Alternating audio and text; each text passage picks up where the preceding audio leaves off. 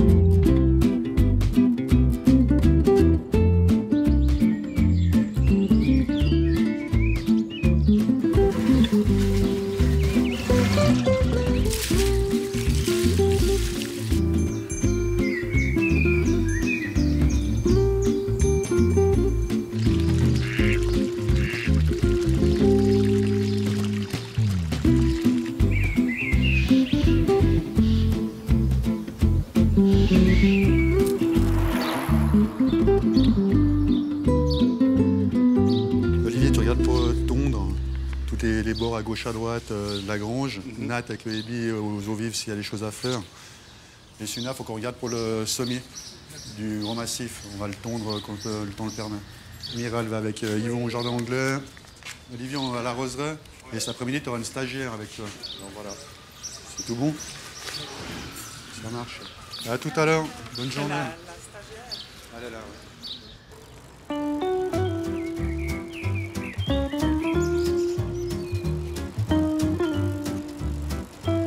Le parc, il est magnifique, quoi. C'est surtout à certaines périodes de la journée, quand tu viens par exemple le matin, tu fais une grande balade dans les secteurs. Ça, il n'y a personne, il n'y a quasiment que les habitués du parc. C'est génial, quoi. C'est un bon petit réveil, quoi.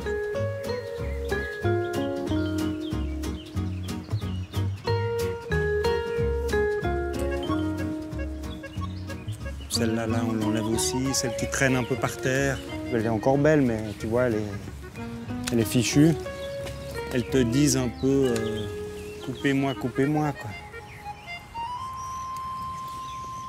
Ça, c'est une rose qu'on peut garder encore quelques jours. Ça sert à rien de la couper. Faut pas chaque fois tout enlever pour garder, quoi. On vient quand même dans une roseraie, c'est quand même pour voir aussi quelques roses. Si le jardinier il a tout coupé en amont, c'est pas terrible, quoi.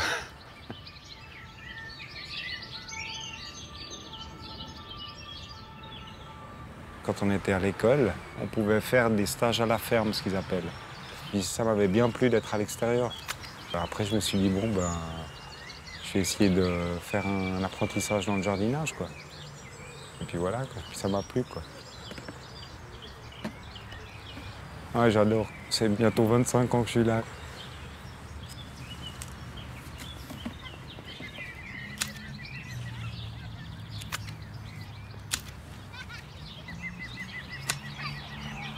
Le parfum, on arrive mieux à le sentir le matin. Parce que dès qu'il y a de la chaleur, le parfum, il se dissipe. Il y a certaines variétés, tu as le nez dessus, ça sent. Puis d'autres variétés, tu passes à côté, à 2-3 mètres, puis tu sens le parfum, quoi. Ça dépend de toutes les variétés de rosiers.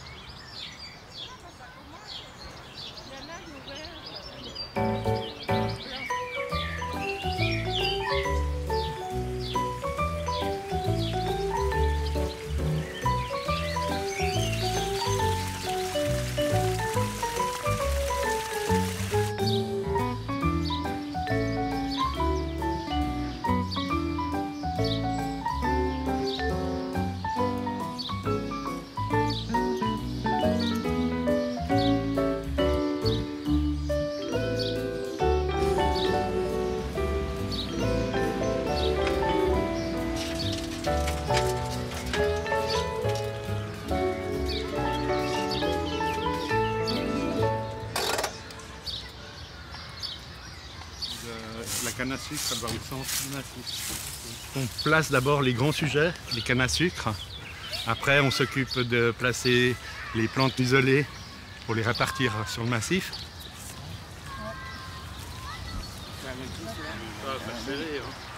Ouais. 2 fois par année, on a les plantations d'automne pour les floraisons de printemps et les plantations de printemps pour tout l'été. Travail de groupe. Comme ça, on met un maximum de forces vives qui travaillent sur le terrain. Et les massifs sont plantés en une journée. On fait tout un massif, on l'arrose et il est prêt.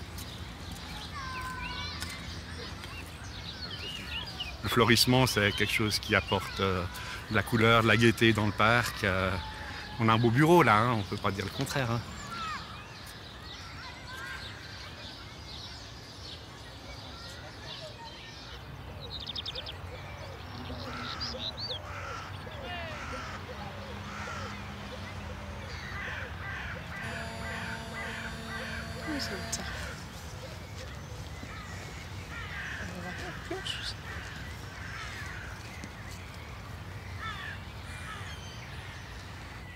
Je fais ce qu'on appelle la reconduction photographique pour faire une comparaison entre avant et après à certaines dates clés.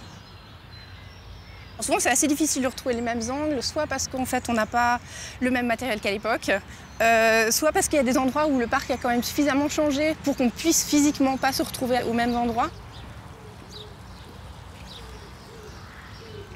Au sein du service des espaces verts, je travaille en étant et architecte paysagiste et historienne des jardins.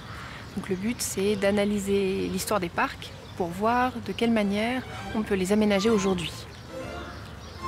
Nous, on remonte l'origine du parc au XVIIIe siècle, puisque c'est là qu'on a en fait les plans cadastraux qui nous permettent d'avoir une image de ce que c'était. Et donc au XVIIIe siècle, c'était un domaine agricole.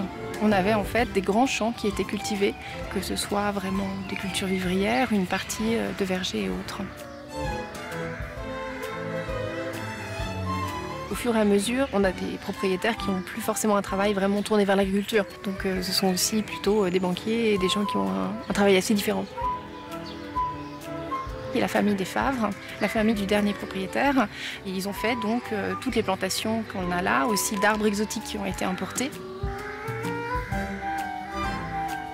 Et puis toutes les constructions de ces différentes scènes paysagères, construction de la crèmerie, construction de la terrasse italienne, de la loge. Donc c'est à la famille Favre qu'on doit en fait ce parc paysager.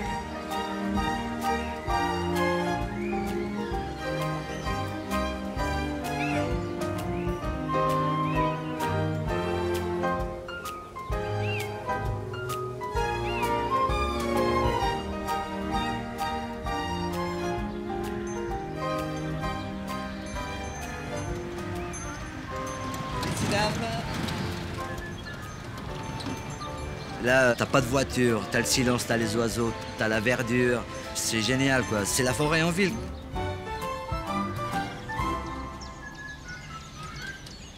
Hello! On vient ici au 19. Et c'est là que ça tombe bien, c'est à la moitié de la tournée. Et pile poil, voilà, je prends le café ici, je fais ma petite pause. Toujours moins. Salut. Ça va? Ouais, oui. Tiens, voilà les nouvelles fraîches. Tiens, ça, merci. et ça c'est pour nos Ça, clients. ok, nickel. On y va. Je te fais un café, Jacques. Voilà, ouais. Ok. Ben, merci. Tiens. Ah, mais j'espère que Tu veux un cendrier? Ça avec amour. Bon, ça va? Ouais, et toi? Moi, j'ai congé demain.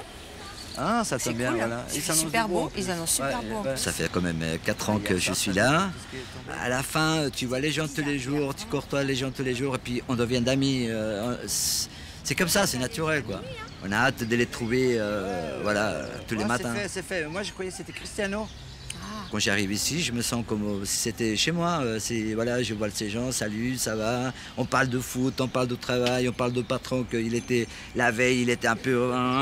Et enfin, voilà, c'est bien. C'est un privilège de trouver un endroit au milieu de ta tournée, comme ça, une verdure telle.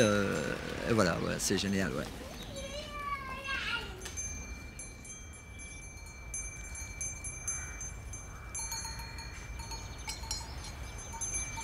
Allez, on y va!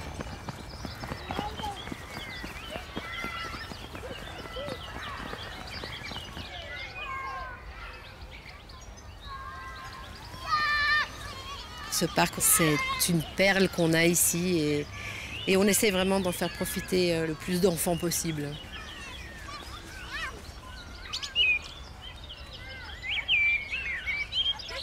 C'est le jardin de la petite maison de Fontenay, jardin d'enfants.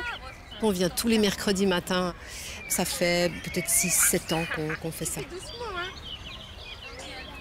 L'idée, c'est vraiment de les laisser libres dans l'exploration de la nature.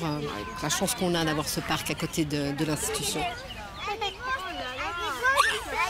Tu vois là? Non, tu vois pas? Il y a Nacho qui voudrait regarder. Attends, Daniel. Mais tu l'as pris sur ta main, la limace. Oui. Ils ont envie de filer. Une intention qu'on a, c'est de pratiquer le parc de la Grange sous une autre forme. Donc l'idée pour nous, c'est vraiment d'explorer une autre partie du parc, la partie où ils vont peu en définitive. Le fait de les mettre dans la nature, on est vraiment dans un cadre qui n'est pas sécurisant, je dirais, comme quand on est dans l'institution où c'est un lieu qu'ils connaissent très bien. Aiden, bravo. Oh non, T'as vu des tortues? Ah oui! Tous les sens en fait sont en éveil quand on est là. Et voilà, on les rend attentifs en fait à tout ce qui se passe ici. Et on voit que les enfants ont un plaisir gigantesque en fait à le faire aussi. Moi, je suis aux anges parce que bon, j'adore mon métier, j'adore les enfants et de pouvoir les voir évoluer et progresser dans cette activité du parc, pour moi, c'est vraiment que du bonheur.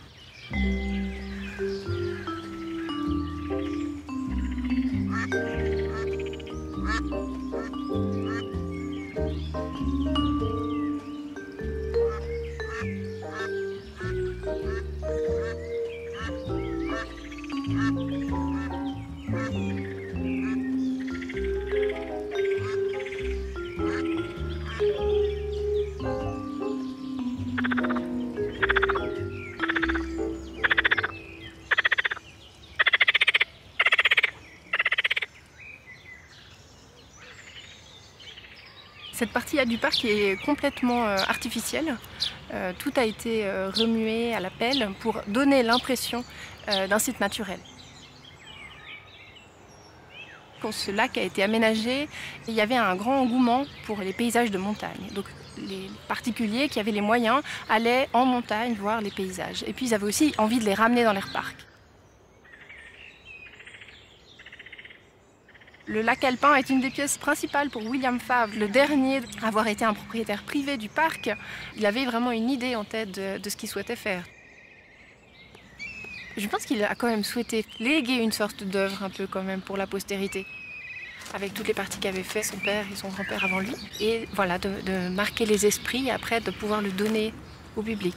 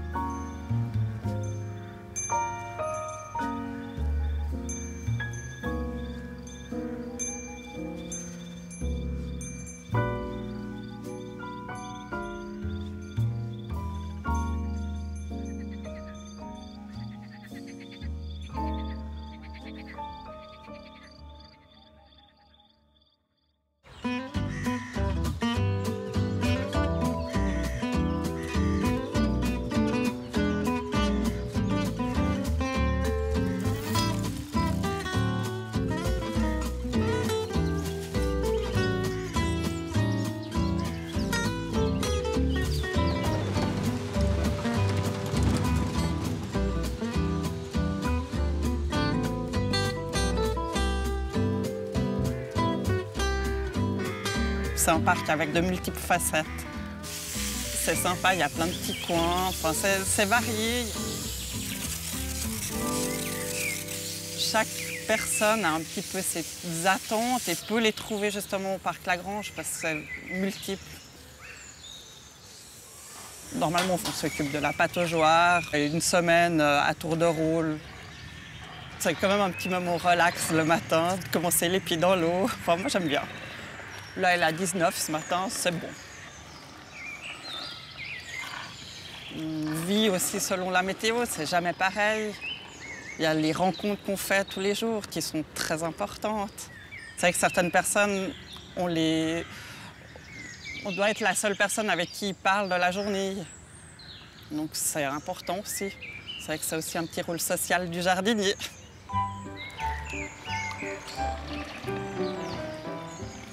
Chaque moment a sa particularité et c'est vraiment chouette de pouvoir vivre ça au quotidien.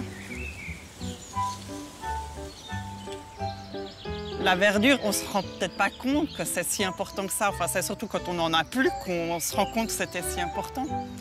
Mais ouais, non, c'est juste magique.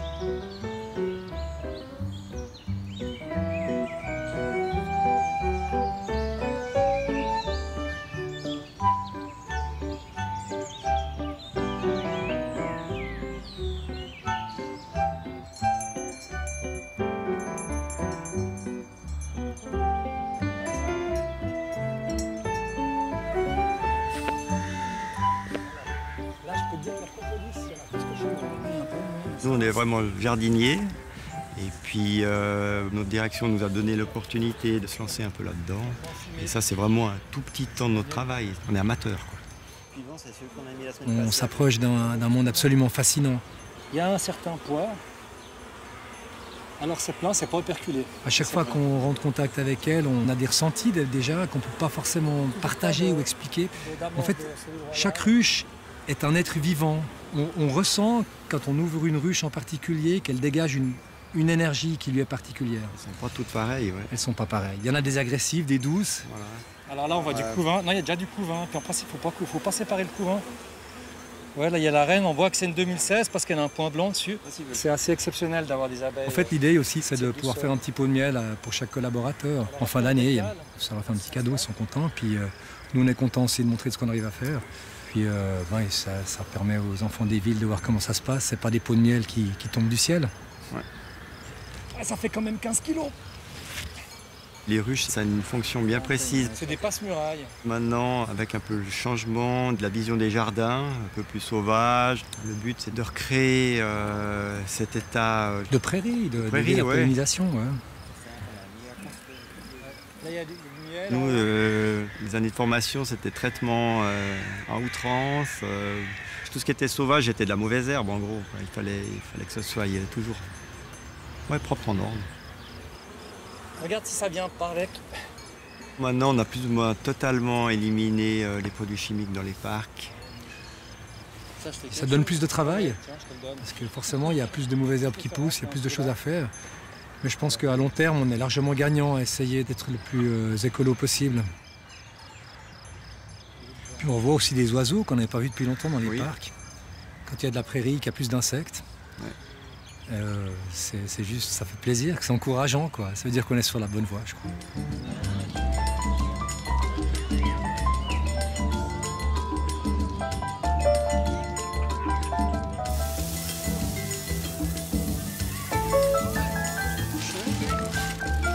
C'est la viande du bœuf. C'est, comme tu appelles déjà ça? Côte. De côte. La gastronomie brésilienne. Et je mets ici 14h30 pour après manger. Ici, j'ai arrivé vers 8h30 ce matin.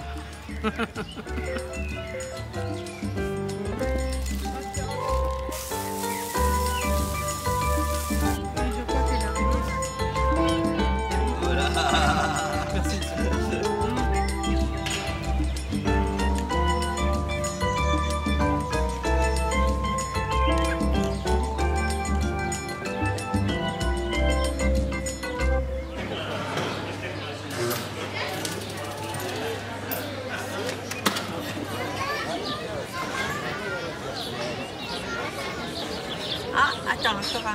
Ah oui, 9, 10. Voilà. 8, 9, 10, 11.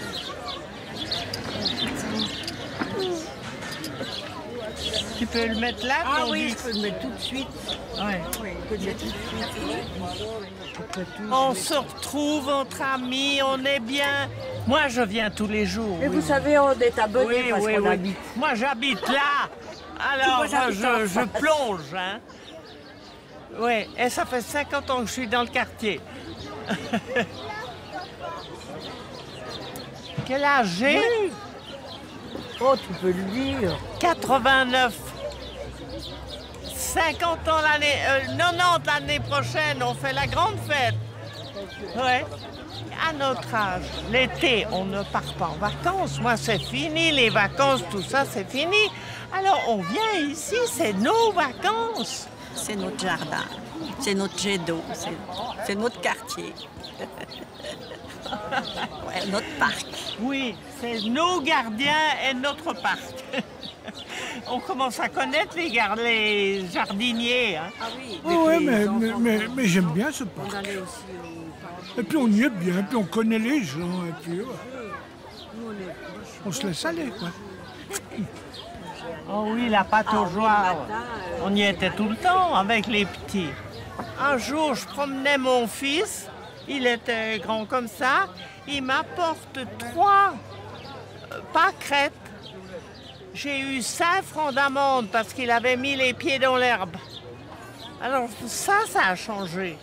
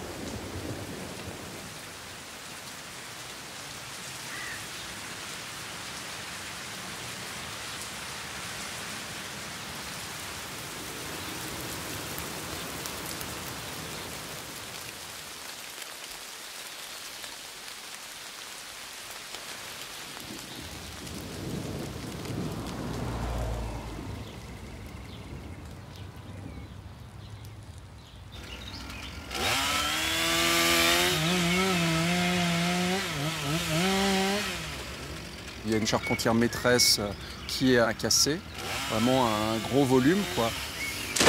Bah là, ça a cassé parce que on a affaire à un cèdre. C'est une essence qui est pas d'ici, qui a tendance, sous nos latitudes et sous notre climat ici, à croître beaucoup trop vite. Et donc, le fait qu'ils grandissent si vite, ça en fait des arbres fragiles avec beaucoup trop d'eau. Le fait qu'il y ait peu de vent, il n'a pas l'habitude d'être musculairement solide. Et par contre, quand d'un seul coup, on a ces coups de vent comme il nous arrive d'avoir, eh ben, il casse beaucoup plus facilement que s'il était soumis d'une façon régulière au vent, comme dans son pays d'origine, et à plus de rudesse. C'est le côté confort qui le rend fragile. On a hérité de ces beaux arbres et on va jusqu'au bout avec, mais ce n'est pas forcément une essence qu'on replantera forcément à l'avenir.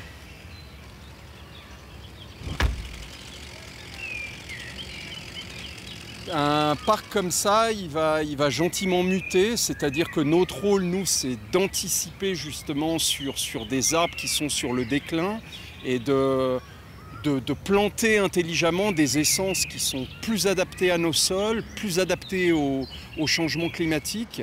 Les parcs vont changer, c'est indéniable, hein. Les arbres sont fort probablement de moindre envergure. Dégager les ifs, ouais. Et puis je trouvais que c'était intéressant d'avoir quelque chose qui soit aussi fleuri en fait. William Fabre était très attentif à ce que le parc change le moins possible. Il souhaitait qu'on garde tous les arbres et tout dans l'état exact où ça l'était. Le problème qu'on a avec la végétation et le patrimoine des jardins, c'est que c'est un monument vivant et que tout change, en fait, tout bouge tout le temps. Donc c'est vrai qu'il y avait vraiment une plantation de peupliers le but, c'est vraiment d'avoir quelque chose de très fastigié pour qu'il fasse... Parce que comme les érables et les platanes sont... On essaye de déterminer ensemble quelles sont les mesures qu'on peut prendre. Le plus important, c'est d'essayer toujours de voir le parc d'une manière très très dynamique. On n'essaye jamais de le figer, tout va évoluer. Ce qu'on pense maintenant peut-être sera démenti dans 50 ans. Mais c'est sûr que peu d'êtres humains sont faits pour vivre sans contact du tout avec la nature. Ce qui est difficile, c'est de conserver cette nature en ville, mais on va continuer à travailler pour avoir des éléments naturels en ville, et en particulier des arbres.